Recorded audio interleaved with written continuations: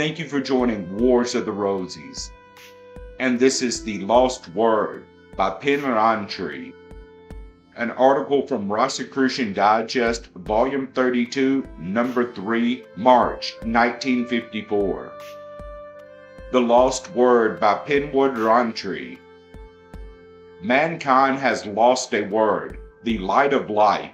Anyone in search of this magic formula is on his way to divine freedom. As the ancient Egyptian holy man would say, if the pilgrim is honest and sincere, the all-seeing eye will send the god Ra to reveal this sacred word. Without this holy word, mankind is lost in a sunless land. There is no beauty in desolation and misery, only hopelessness and chaos. There are but few in this place of night who realize that there is something of an opposite nature. In the beginning was the Word, and the Word was with God, wrote St. John in identifying the mystery. The same was in the beginning with God. In him was life, and the life was the light of men. And the darkness shineth in darkness, and the darkness comprehended it not. God's holy word is the lost word. The reflection of it, like the thing in itself, evolves or changes. Without the application of the word, any endeavor or accomplishment is hopeless. The supreme test comes in the demonstration of its power. Man seeking the lost word is continually approaching a mountaintop from which to see the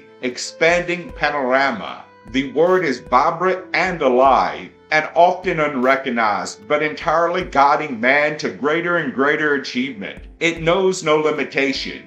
It rewards with everlasting youth those who pursue it. It makes a king of the lowest beggar, and a humble beggar of the highest king. It can flatten a mighty army. In its nature, it is ruler of the universe and challenged only by the ignorant.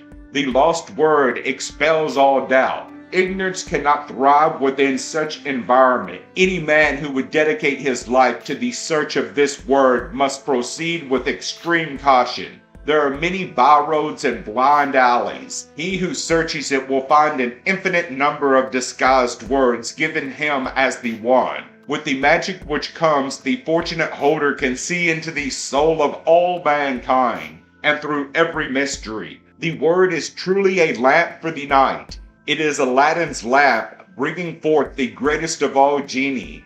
It is the foundation of the world and of eternity. It is animal, vegetable, mineral. It is God, and yet it is man. Life would be absolutely impossible without the energy of this word. Although all men use it to accomplish anything concrete, few recognize it and understand its true worth. Most men abandon it for the smallest excuse and take up instead the curse of the snake. In God's eyes, the holy word is neither good nor bad. It just is. Sometimes the word may shock man like a sudden plunge into icy water, but it is also the banisher of any chaotic situation.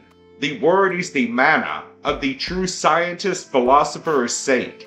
It is the substance and builder of mountains and plains, deserts and oceans, and the all that is and has been and that is yet to be, present, past, and future.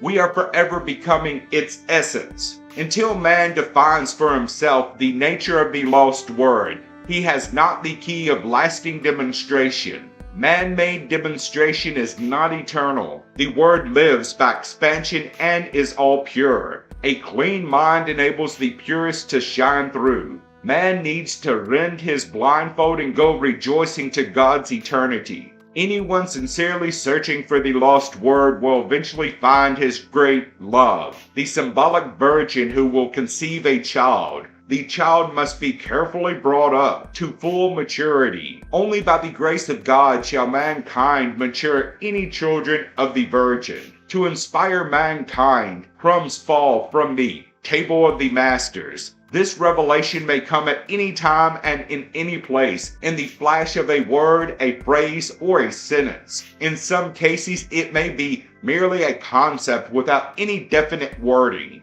Truth elevates its receiver a little higher. To heed is to involve. Not to heed is to fall back into the coma of the world of ignorance. One day, man must escape the life of self-consciousness alone if he is to reach the plane of pure understanding, cosmic consciousness. Life is a pleasure to those who comprehend its mysteries. Great mysteries are hidden in simple things. Also, a search for an exterior cause of manifestation is in vain. The exterior can be only a reflection of the interior. The interior is revealed through the light of the lost word. The law of the mind is the law of physics. As a man discovers physical laws, he invents new gadgets and theories. The gadgets and theories symbolize man's truth. The search for the lost word involves many experiences. For true contentment, one must decrease worldly desires and increase his profound understanding and abilities. The things of the flesh which man really needs are few in number and small in quantity. The more one feeds a desire of the flesh, the more food it requires, until eventually the pampering consumes his spirituality.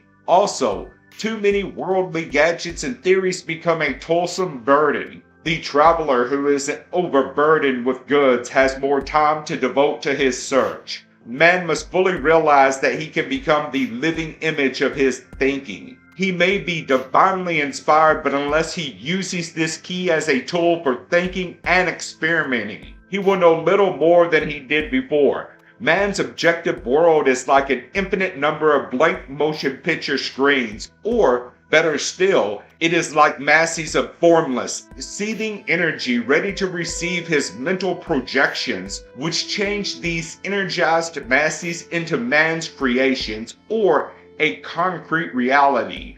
The more man reasons, that is, the more active his thinking on any one objective concept, the more derailed becomes the reality of the concrete object, and the more reflection stimulates his consciousness. The moment one's mind conceives something new about the object, the more the object reflects the new. In these vibratory masses of energy, man is conscious of truth when the mental projection, being positive, or picture vibrates in tune with the object, being negative.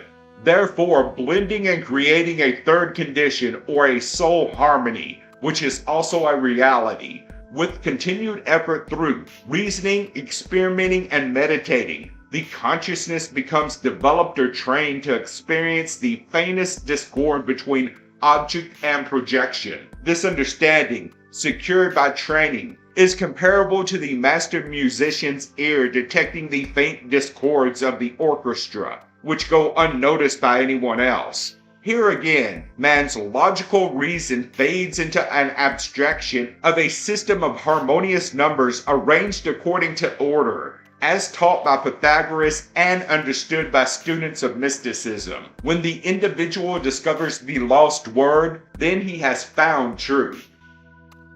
Thank you for watching, and please don't forget to share, like, subscribe, and comment. And if you can, please consider donating to Wars of the Rosies. Links to PayPal and Patreon are in the description. Thank you so very much.